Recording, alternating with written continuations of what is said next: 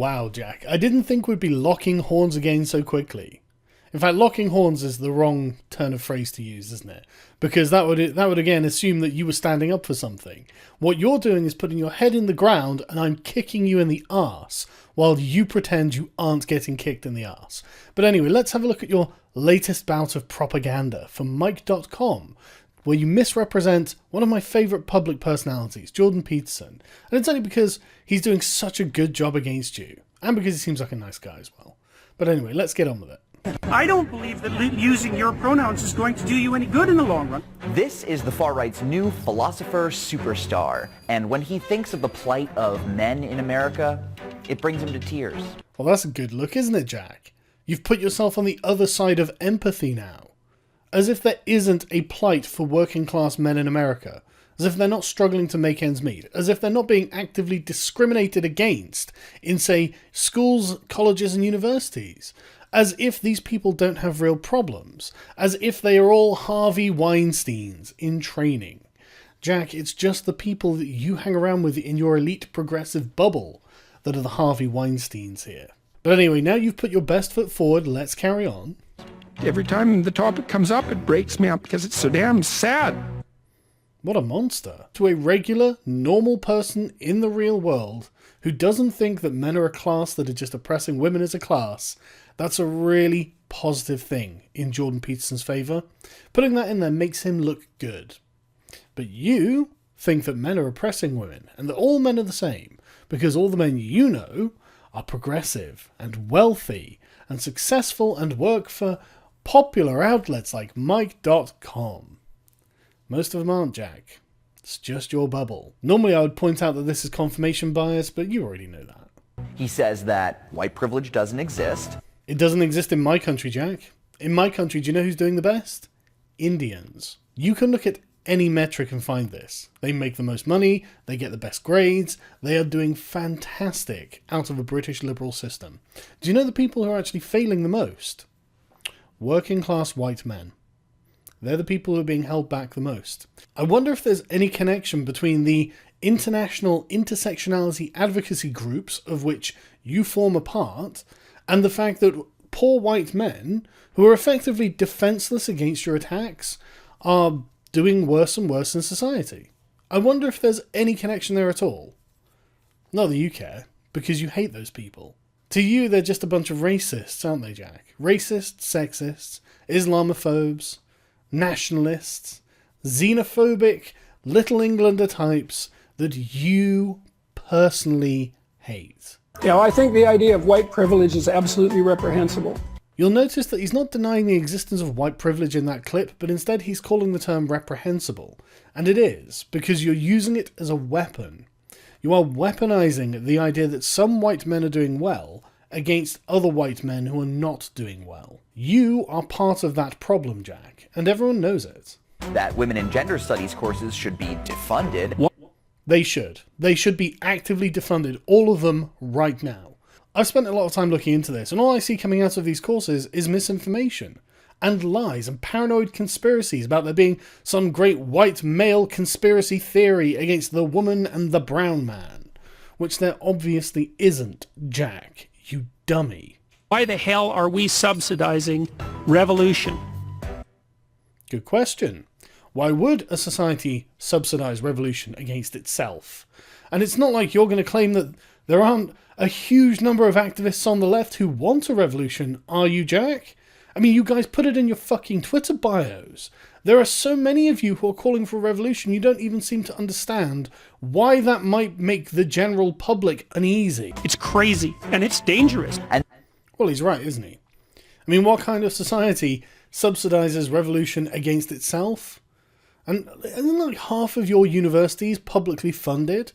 Yeah, damn right, I think we should let the free market deal with this. Defund these universities that are using public money to promote revolutionary neo-Marxist philosophies and let the free market deal with it.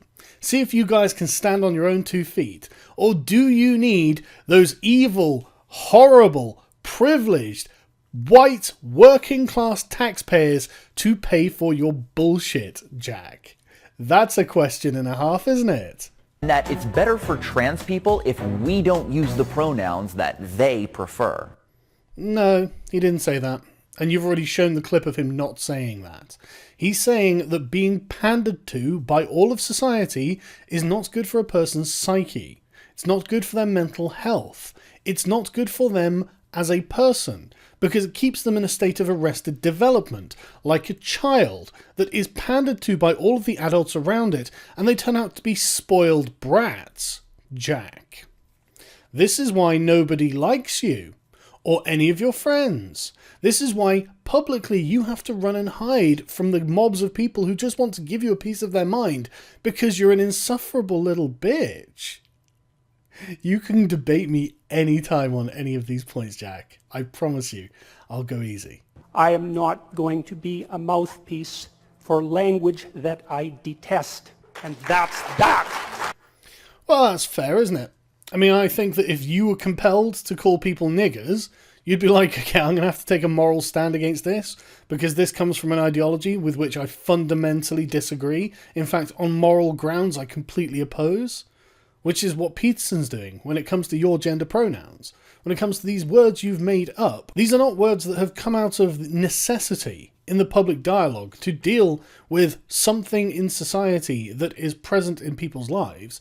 These are words that have been made up by transgender activists in the lofty ivory towers away from the public, and now they have come down like Moses off the mountain saying, we have the language that you must use, and if you don't use it, we're going to imprison you. Oh no, wait, we're just going to fine you. And what happens if you don't pay the fine?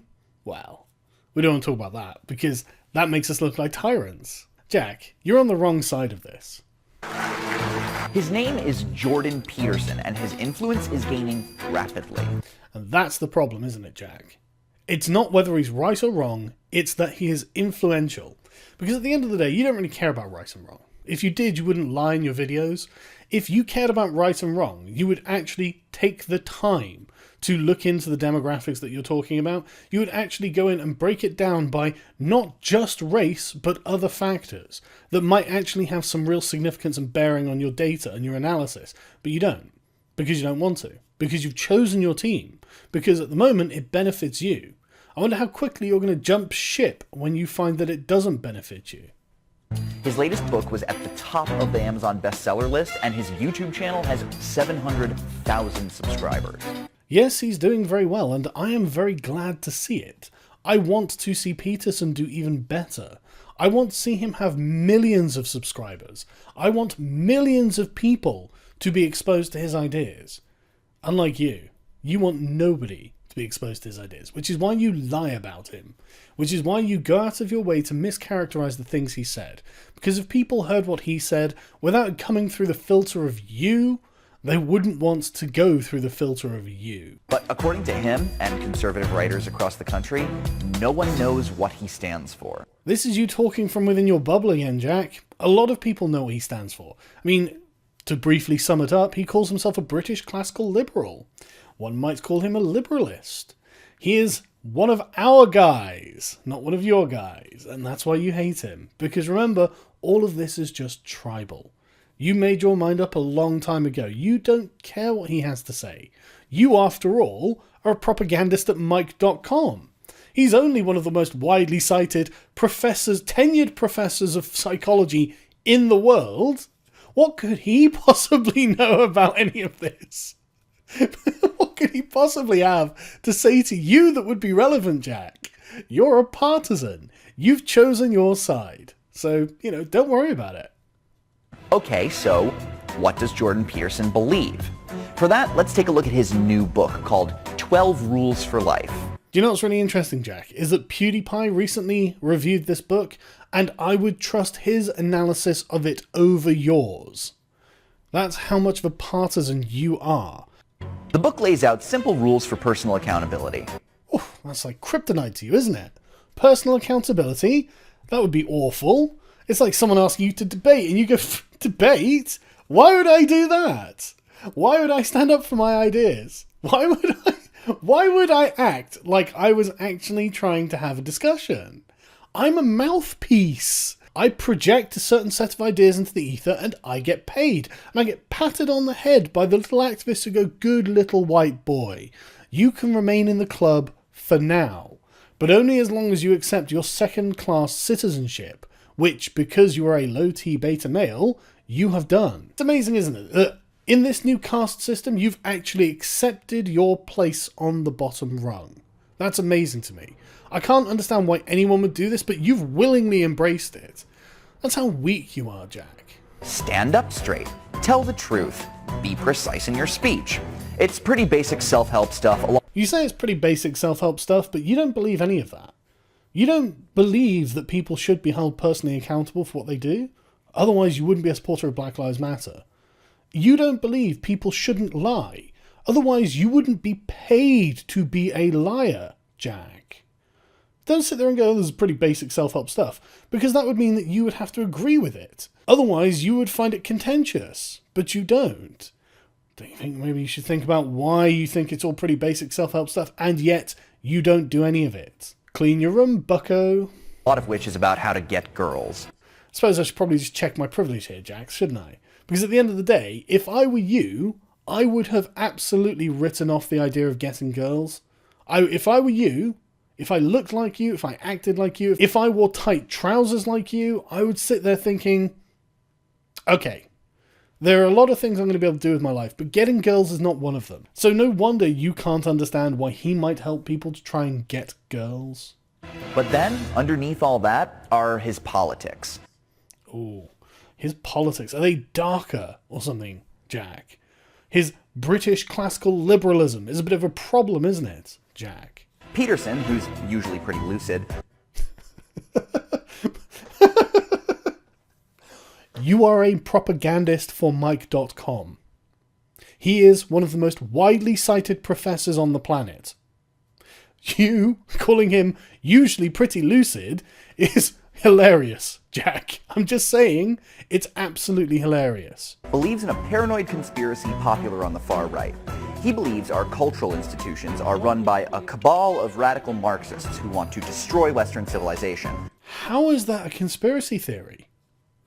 I mean, I wouldn't call it a cabal, I would call it a movement of radical Marxists, who are often openly radical Marxists, who openly oppose what they call the patriarchy, who openly oppose capitalism, who openly oppose the existence of the nation state, who want to import millions of immigrants, who actively wants to undermine the economic systems in our countries and tear down what they call, quote-unquote, oppressive institutions. Where is the conspiracy theory? Everyone can see this happening in front of their eyes. And we know it's coming from universities, Jack. It's amazing how you can call this him being paranoid and buying into a conspiracy theory called cultural Marxism, when you will then use the term intersectional social justice. Because that's what the term cultural Marxism means. It means intersectional social justice. This fictional conspiracy used to be called cultural Marxism. Well, look at that, I beat you to the punch. It's not a fictional conspiracy. In fact, no conspiracy is necessary, although there are doubtless plenty of them going on right now. But this is the left wing's primary movement. It's overtaking Western civilization. I mean, in my country, it's got to the point where intersectional social justice advocates are on TV telling women that it's okay that they be fired because they aren't feministing well enough, Jack. The idea that you think you can just dismiss this as a conspiracy theory, it is so supremely arrogant to think that people won't believe the evidence of their own eyes. It's amazing and it's not going to work, I'm afraid. Peterson calls it postmodernism. Take Peterson's belief. Postmodernism isn't a conspiracy theory either, Jack. Why are you actively misinforming people? Unless, of course, you don't know anything about it. But I think you do. I think you're well educated enough to know. And I think you know what it is you're doing here, Jack. You know what, Jack? I'm actually going to be in America this year, so if you want me to buy you a nice frothy soy beverage of your choice, I'm happy to do that. And I would love to interview you. to talk to you about the conspiracy theory that is intersectional social justice and postmodernism. Anytime. Anytime, Jack. About women and gender studies departments at universities. Those departments don't really want women's equality in our society and in the workplace. No. They want to destroy the Western world intentionally as part of a Marxist revenge plot. Have you ever heard the term, the oppressed have a right to hate their oppressor, Jack? Pretty sure you have. It's a radical feminist mantra. And not just feminist either, but again, it's just one slice of the intersectional social justice pie, isn't it? But yes, they are actively trying to destroy the Western world, Western liberal democracies, capitalism, universal rights, and all the good things that come with it are the things that they are actively trying to subvert or just openly tear down. As we've already discussed, this is not a controversial thing to say. You saying it like this is ridiculous is you reinforcing his point. Everyone has seen these activists doing this. You can't pretend like Jordan Peterson is speaking about a problem that doesn't exist, because everyone knows it does. You can't just lie about this and think it's going to go away. They produce political activists, and their goal is to restructure the patriarchy. Well, what's the patriarchy? Well, the patriarchy is Western civilization. And what does restructure mean? That's easy. It means tear it down and destroy it. How is that wrong? How is that in any way wrong? How is that in any way not a completely accurate assessment of the neo-Marxist worldview regarding Western civilization and the intent that they have for it? How is that not accurate, Jack? You say it like this is not true, but it's completely true and you fucking know it. In Professor Peterson's world, the hierarchies that have put men at the top are important. They come from nature, and they're not to be disturbed. No, that's not what he says. He doesn't say they're not to be disturbed, and he doesn't say that they need to put men, I guess in the picture here, white men, at the top. The problem that you have, Jack, is that there are biological differences between men and women that express themselves in not only physical shape, but behaviour. And it's this difference in behaviour that accounts for the inability to get more women than men into parliaments. In fact, you guys can't even get parity. You can't seem to get beyond about 25 to 30% female representation in parliaments, because the women just don't want to do it. They just don't put themselves forward enough. They're just not that interested in it.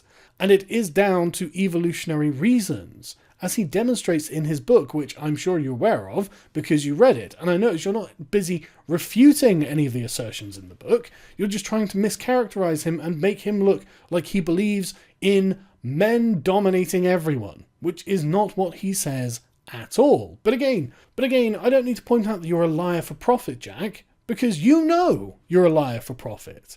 You know that this is your job, to lie about other people who are telling the truth, so you can get paid. One thing he's obsessed with, for example, is lobsters. Yeah, it's just an obsession of his. He can't stop talking about them. There's no particular relevance there. He's just a personal obsession. Good characterization there, Jack. It's not like he doesn't have a bunch of studies that demonstrate that lobster nervous systems and human nervous systems actually work along the same lines. So as he explains, if you give a lobster antidepressants, it finds itself rising in the dominance hierarchies because it's all one big chemical reaction that informs behavior. I mean, but it's just an obsession, Jack. It's not like there's any science behind it or anything. But then again, when have you guys ever been on the side of science? You come from the particular political persuasion that thinks there are literally no biological differences between men and women, and that biological sex doesn't exist. But as I said, you're a liar for profit, and you know it. So let's carry on. As in, lobsters have gender hierarchy, and you wouldn't say that lobsters oppress their women, would you?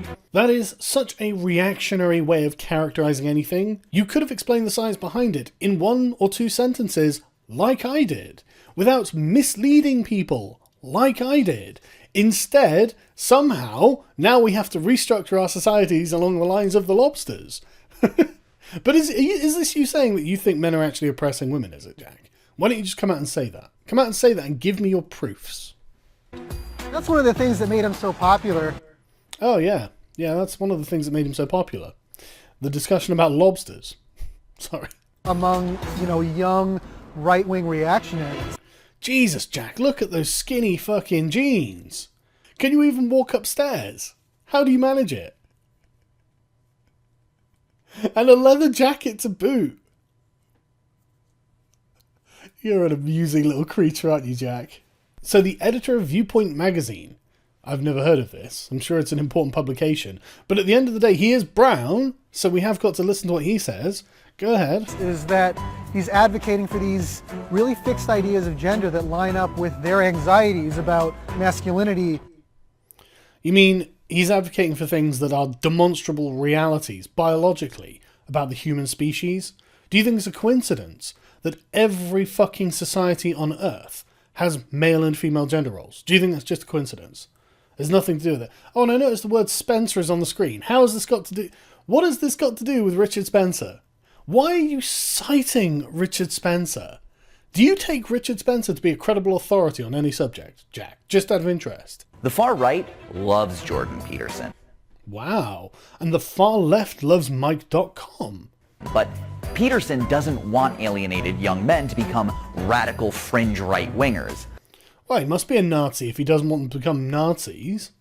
In fact, he sees himself as a path away from all that. Many people write me from the right or from the fringes of the radical right, saying precisely that listening to my lectures stopped them from going all the way. Ultimately, Well, isn't that a good thing? Aren't you opposed to the fringe radical right? Shouldn't you be promoting Jordan Peterson? Oh wait, you can't, because Jordan Peterson is also opposed to you. And in fact, he can oppose the fringe radical right in exactly the same way that he opposes you, by arguing against identitarianism. Man, that must put you in a fucking awkward position, where you and the alt-right are basically arguing for the same things, but just from different directions. How embarrassing. No wonder you have to attack Jordan Peterson, and it's no wonder that the alt-right never comes and talks to you. It's weird they're in my comment sections, but they're not in your comment sections. It's weird. Really makes you think. Peterson tells young men that if someone else has a problem with your place in the hierarchy, they're either conspiring to destroy Western civilization, or they're just whining. That's not an accurate characterization of anything, is it, Jack? But, I mean, why am I acting surprised about that? Of course that's not an accurate characterization. He's not saying your place in the hierarchy. You are from the group that opposes the hierarchy. And Jordan Peterson's quote-unquote obsession about lobsters is him actually scientifically demonstrating that hierarchies are innate within certain kinds of animals, especially animals that share a certain kind of nervous system, which unbelievably we actually do with lobsters. This is why the lobster is relevant to this conversation. It's not that there is no reason for a hierarchy, there is every reason for a hierarchy. And this is where we come back to you and your place on the hierarchy. Because I'm looking at you, Jack, and I can tell you right now, just by looking at your fucking physique, that your place on the hierarchy is low. But you think you've got to step up onto a different hierarchy. And even though it's at one of the bottom rungs, it's not quite the lowest rung. Isn't it, Jack? He's basically saying that there are those of us who have high IQs or who are very physically strong or whatever, naturally should have access to greater resources, to more control over our communities. He questions the idea that we should live in an egalitarian society. Well, I don't think that's entirely fair, but it really depends on your definition of the term egalitarian, doesn't it? But the thing is, and this is what he points out in his book, is that it's always this way. The most capable individuals, not even people, the most capable of any kind of species end up accruing more resources because they're more capable. You don't have a claim to those resources because you're not capable. You don't have a claim to something someone else has done. You don't have a claim to the fruit of someone else's labour, because that would mean that they aren't a sovereign person. That means they don't have possession over themselves and their own labour. That means that they would be your slave. You know that he's right.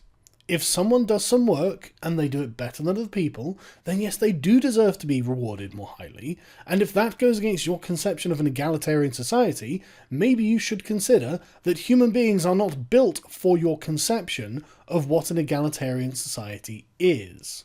the demand for egalitarianism and the eradication of masculinity accelerates, there's going to be a longing in the unconscious for the precise opposite of that, right? The more you scream for equality, the more your unconscious is going to admire dominance.